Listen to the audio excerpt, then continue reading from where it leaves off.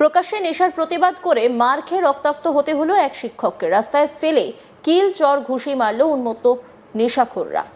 এমনকি নেশাখোর যুবতীর হাত থেকেও রেহাই পেলেন না ওই শিক্ষক। ইতিমধ্যেই মারধরের সেই সিসিটিভি ফুটেজ সামনে এসেছে।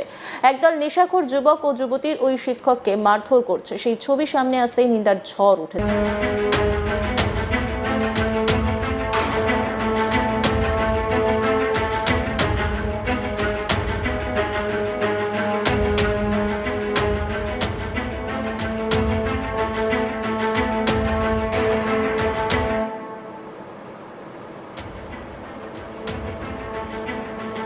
আকার মাস্টার নিরুপম পাল আত্মীয়র বাড়ি থেকে বাইক নিয়ে শুক্রবার সকালের দিকে বাড়ি ফিরছিলেন।